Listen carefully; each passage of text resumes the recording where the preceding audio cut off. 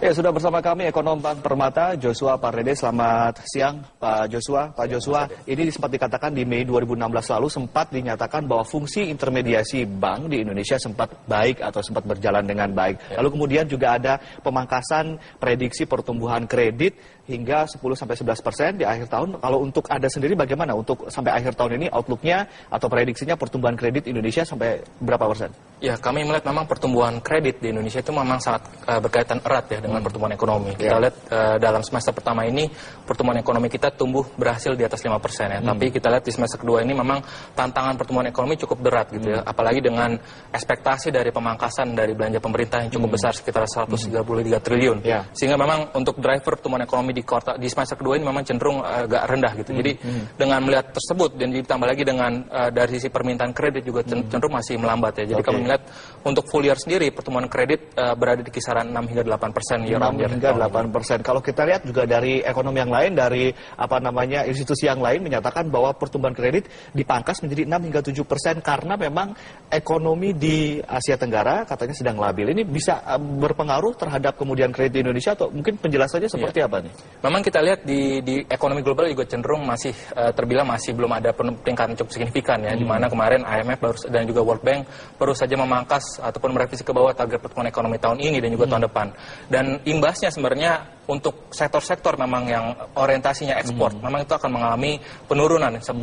Kita ambil contoh adalah sektor pertambangan dan juga sektor agriculture, yang memang harganya dan juga volumenya itu sangat bergantung dengan kondisi global. Jadi kita lihat kedua sektor tersebut memang kontribusinya terhadap sektor di ekonomi kita memang cukup besar. Jadi memang pada saat terjadi perlambatan di beberapa sektor di ekonomi kita, memang itu akan terrefleksi juga pada perlambatan di kreditnya sendiri. Oke, jadi sebetulnya mungkin perlambatan pertumbuhan kredit di Indonesia ini memang refleksi dari kemudian pertumbuhan ekonomi yang melambat di beberapa waktu sebelumnya, begitu ya, bukan yang sekarang. Jadi untuk tahun depan bagaimana proyeksi dari Permata Bank? Ya, memang kalau kita lihat ini memang ada hubungan pro-cyclical ya antara pertumbuhan ekonomi dan juga pertumbuhan kredit ya. Kita harapkan pertumbuhan ekonomi akan cenderung akan membaik di tahun depan ya, karena kita lihat dampak tax amnesty, lalu kita juga ada pembaiknya juga sektorial dan juga daya beli masyarakat. Jadi kita harapkan tahun depan pertumbuhan ekonomi sudah membaik dan diharapkan juga pertumbuhan kredit bisa mengikutinya gitu dengan harapan bahwa likuiditas perbankan juga diharapkan juga semakin membaik di tahun depan. Ini pernahkah Indonesia mengalami pertumbuhan kredit serendah ini sebelumnya jika dibandingkan dengan masa ke masa begitu, Pak Joshua? Saya pikir dalam jangka 30 tahun terakhir ini memang ada beberapa waktu ya di mana pertumbuhan kredit kita memang mengalami kontraksi, yaitu pada saat kita mengalami krisis 97-98. Pada saat itu juga ekonomi kita juga terkontraksi hampir 13% lebih gitu. Jadi itu saya pikir itu momentum di mana pertumbuhan ekonomi melambat, itu pasti ada indikasi bahwa pertumbuhan kredit juga cenderung melambat juga. Baik, pertumbuhan kredit yang melambat saat ini perlukah kita khawatir, lalu kemudian berapa kira-kira proyeksi dari Anda pertumbuhan kredit tahun depan? Kira-kira membaik atau justru tambah memburuk? Kami melihat memang dampak dari membaiknya ekonomi dalam negeri ini kita harapkan dapat menjadi pendorong pertumbuhan ekonomi ke depannya. Jadi karena tadi dan diharapkan juga likuiditas perbankan juga semakin membaik, karena kondisi likuiditas perbankan sejauh ini memang semakin ketat ya. Kita lihat dengan rasio dari loan to deposit sendiri sudah di atas 90%, mendekati 91%. Jadi itu yang bisa kita indikasikan juga kemampuan perbankan dalam menyalurkan kredit juga semakin terbatas. Jadi kita harapkan semakin dari sisi permintaan juga dari sisi ekonomi dalam negeri membaik, dan juga dari sisi supply-nya perbankan juga diharapkan kesiapan dari likuiditasnya juga semakin baik, sehingga pertumbuhan kredit tahun depan saya pikir cukup optimis. Berapa? Bisa di atas 10%. Di atas 10%. Kembali ke normal yang berada di level 2 digit begitu untuk pertumbuhan ya. Nah, terkait Anda tadi menyinggung soal tax amnesty. Semua orang berharap dengan tax amnesty ini tentunya dengan juga tidak terkecuali dengan perbankan. Tapi kemudian kalau kita lihat kan ketika tax amnesty masuk itu juga kan bukan hanya ke perbankan saja. Artinya ada instrumen-instrumen yang lain, ada obligasi dan lain-lain. Apakah kemudian masih bisa berharap terhadap tax amnesty sehingga kemudian kredit bisa suku bunga kredit bisa turun dan segala macam? Ya, memang itu juga menjadi salah satu permasalahan yang kita hadapi sekarang, di mana likuiditas perbankan ini semakin menurun kondisinya juga disebabkan juga karena faktor kewajiban kepenuhan kepemilikan SBN ya oleh lembaga keuangan non bank ya. Itu jadi bank sekarang berebut dengan obligasi untuk berebut dana pihak ketiga begitu ya. Memang ya, makanya kita juga trennya juga sekarang shifting ya, terjadi shifting yang awalnya institusi yang sebelumnya berinvestasi di pasar uang di deposito sekarang beralih kepada sektor ataupun di instrumen surat obligasi pemerintah Indonesia. Jadi itu yang kita lihat kenapa DPK-nya saat ini juga tumbuhnya di bawah dari pertumbuhan kredit, sehingga sumber pendanaan dari perbankan juga semakin menurun kondisinya. Nah, kondisinya sekarang likuiditas sedang ketat karena memang katakanlah tadi orang juga bisa beralih dari perbankan ke instrumen investasi lain sehingga berebut dana. Nah, tax amnesty juga masuk, itu juga berebut juga dengan obligasi. Ini bagaimana menurut Anda? Ya memang itu kita lihat kendalanya memang masih di situ ya, di mana memang antara pemerintah dan juga perbankan memang masih ada mencari dana, menghimpun dana dari masyarakat ya. Pemerintah memang kita lihat, kita sadari memang ada kebutuhan di mana untuk pembiayaan APBN ya, untuk supaya tidak mengganggu juga pembangunan infrastruktur ya. Tapi memang di sisi lain perbankan juga kita lihat juga menjadi salah satu pendorong ekonomi, di mana karena 70% dari aset keuangan kita itu bersumber dari sektor perbankan. Jadi memang kedua sektor ini saya pikir harus ada koordinasi antara regulasi dan regulator dan juga perbankan gitu, sehingga kedepannya tahun depan kita harapkan likuiditas semakin membaik, juga ekonomi dalam negeri membaik, sehingga pertumbuhan kredit bisa optimal mendorong pertumbuhan ekonomi. Oke, satu hal lagi yang kemudian menjadi pertanyaan ketika saya melihat grafis antara pertumbuhan kredit dan pertumbuhan DPK begitu ya. Ketika misalnya likuiditas sudah ada, katakanlah tax amnesty sukses dan masuk ke perbankan dan bagus begitu ya. Tapi kemudian masalah konsumsi yang masih rendah itu juga masalah. Ketika suku bunga bank diturunkan serendah-rendahnya, konsumsi tidak bertumbuh seperti yang saat ini terjadi, itu juga masalah. Artinya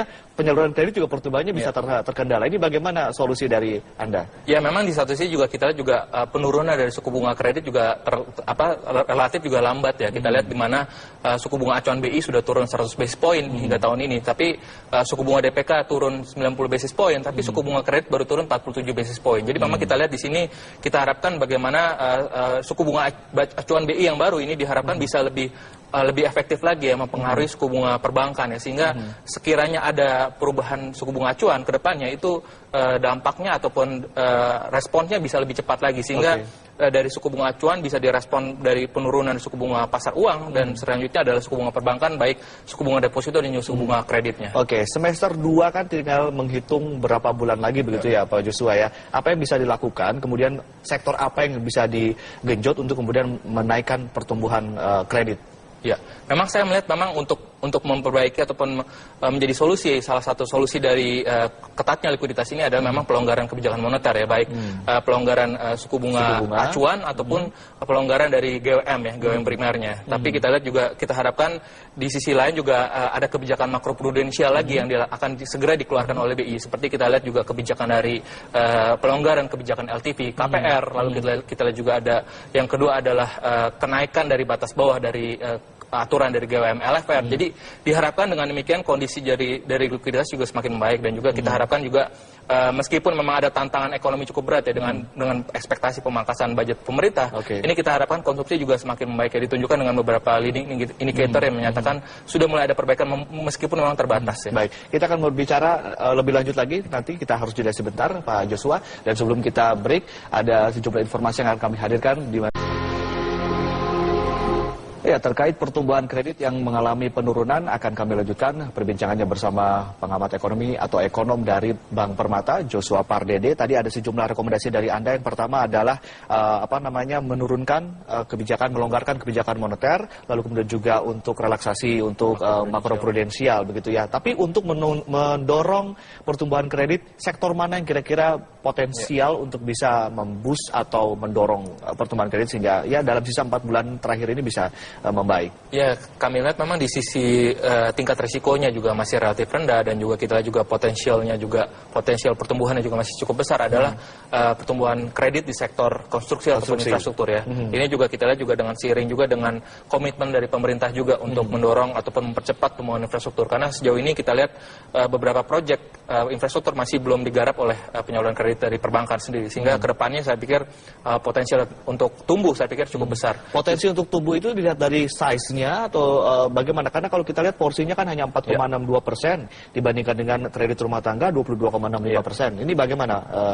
potensinya lebih dari mananya? Potensinya saya pikir untuk yang sektor-sektor yang sudah pertumbuhannya ataupun kontribusinya cukup besar, memang untuk untuk tumbuh lagi ke depan memang cukup rendah ya, terbatas gitu dibandingkan sektor-sektor yang masih belum tergarap oleh penyaluran kredit perbankan. Dan saya pikir ke depannya jika ada kontribusi dari perbankan khususnya dari penyaluran kredit, saya pikir ini tingkat risiko juga semakin di manage ya oleh regulator. Saya pikir ini akan membuat perbankan pun juga akan ikut juga menyalurkan kredit ke sektor-sektor infrastruktur, karena memang semua proyek-proyek pemerintah tidak semuanya memang kita bisa mengandalkan dari budget pemerintah. Jadi memang butuh investasi dan juga penyaluran kredit. Anda mengatakan bahwa ini kredit konstruksi memiliki potensi yang cukup untuk kemudian mendongkrak pertumbuhan kredit yang selama ini mungkin yang bisa menjadikan catatan atau dijadikan kritisi untuk penyaluran kredit sektor konstruksi apa saja?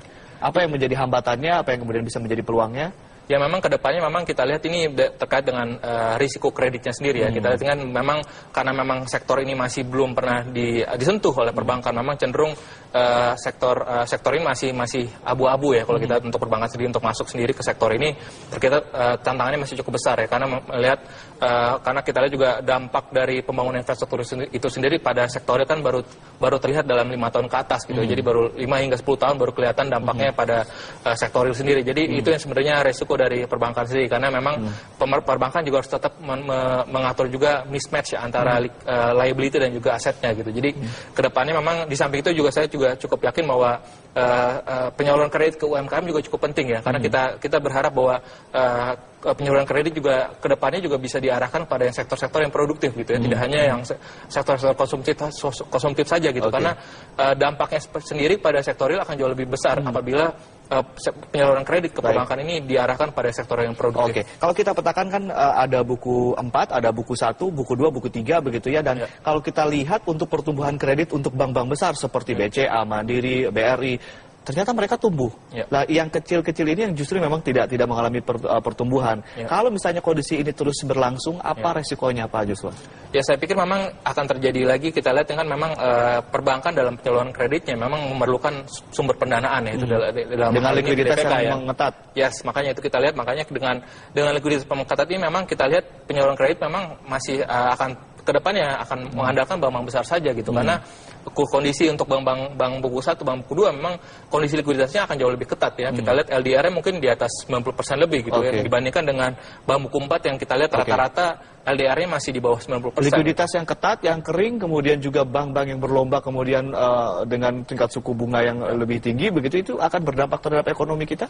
Ya memang kita harapkan OJK juga sudah mengeluarkan capping rate ya untuk bisa menjaga supaya tidak ada persaingan ya antara bank buku 1, bank 2, dan 3, dan 4 ya. Sehingga dengan adanya kebijakan capping rate ini untuk deposito, saya pikir ini sumber pendanaan perbankan juga akan lebih termanage gitu. Jadi baik, sehingga ya tadi pada saat likuiditas untuk setiap bank membaik ya, likuiditasnya ini berarti kemampuan penyaluran kreditnya yang ditunjukkan dengan LDR juga semakin membaik. Kita akan tunggu bagaimana nanti dana dari repatriasi dan juga tax amnesty masuk ke likuiditas Indonesia, lalu bagaimana kemudian koordinasi fiskal dan moneter untuk mengelolanya agar sampai likuiditas tidak mengering dan hal-hal yang tidak kita harapkan tidak terjadi di perekonomian kita. Terima kasih Pak Joshua telah sharing bersama kami di Economic Review. Sebelum kita menutup perjumpaan di Economic Review, ada sejumlah informasi dari pasar modal di mana indeks harga saham gabungan menutup perdagangan sesi 1 dengan melemah di level 5.345,13 dengan pelemahan terbesar berasal dari sektor consumer. IHSG pada siang ini melemah 0,42% ke level 5.345,96 dibandingkan pembukaan tadi pagi yang melemah 0,04% di level 5.368,57. Sementara dari pasar uang, nilai tukar rupiah pada siang ini melemah 0,15% ke level 13.260 per dolar Amerika Serikat dibandingkan tadi pagi yang dibuka menguat 0,15% di level 13.240.